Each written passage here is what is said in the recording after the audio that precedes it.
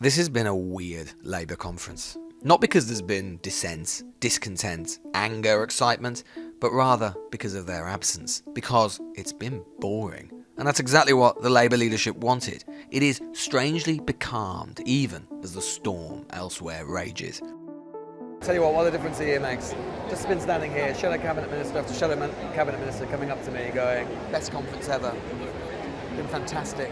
And this time a year ago, I was sat in a conference hall like this, and everyone knew that Keir Starmer was about to get barracked and heckled by the left. There is zero expectation of that this time. It's his party now. But obviously, it isn't just a contrast with Starmer's own party's past he's trying to draw, but with the government, that like Biden in America or the Australian Labour Party, he can stop the chaos. Because we can't go on like this. What we've seen in the past few days has no precedent. The government has lost control of the British economy. And for what? They've crashed the pound. And for what? Higher interest rates, higher inflation, higher borrowing. And for what? What you'll hear time and again in months to come is the idea that nothing in this country works. Starmer and Labour as the political repairmen. And that framing allows him to attack even the thorniest issues, stuff normally, like Brexit, he wouldn't want to talk about. And if you want the totemic symbol of it, the single biggest failure to grasp the nettle, then look no further than Brexit. Conference, the policy of my Labour government will always be to make Brexit work. It's no secret I voted Remain, as the Prime Minister did.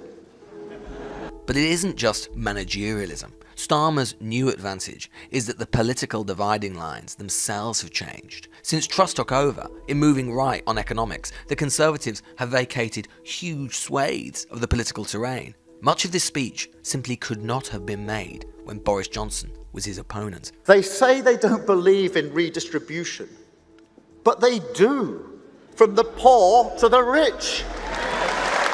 And then they're loading up the country with debt to pay for it. A fairer, greener, more dynamic nation. This is my commitment to you, the national mission of the next Labour government. And together with the British people, we will do it. Thank you, conference. This is a party transformed in one crucial sense.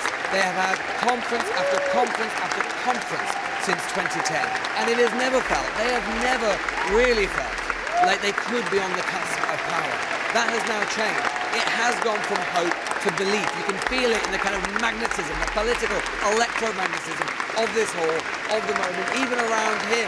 They think he looks different, he sounds different, and they're probably right. And anyone thinks that it's just a sort of reheated Blairism isn't listening. The centrepiece of that speech was around having a state-owned, newly nationalised energy company operating in the energy market. He's talking in the language of centrism, but he thinks, if you really listen, that the centre of political gravity has moved left. You can smell it here. They think they're on the verge of something.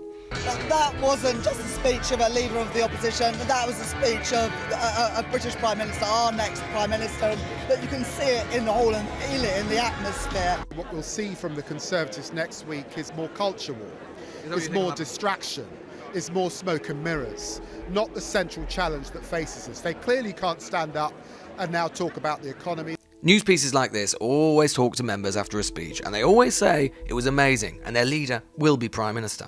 This time, you actually got the sense that they might mean it, even for a party whose meat and drink is pessimism and self-doubt. Keir Starmer is going to be the next Prime Minister. You're 100%. I am 100%. If you asked me last year, I'd have said I'm about 50%. The last time I was at a Labour Party conference was 5 years ago. It was in the aftermath of a general election, which we lost 2-1, but thought we had won. And the mood is so different. This is the closest we have come to winning and looking like we can win since 2010. And I think he said everything that the country needs. Sometimes you have to take the long view. In 3 years, this is a party that has gone from a near-death experience to one that feels itself to be edging, however gingerly, to the precipice of power. Some of that is about the Conservatives plunging off it, but it is partly, at least, about Starmer's political project, often underestimated. A man often accused of being bad at politics. That take is just wrong. He's ducked and dived, sometimes been a little devious, occasionally a little brave. Fundamentally, if 3 years ago, a year ago, you told Keir Starmer this is the position he and Labour would be in, he and they would have bitten your arm off. The Newsagents. This is a Global Player original podcast.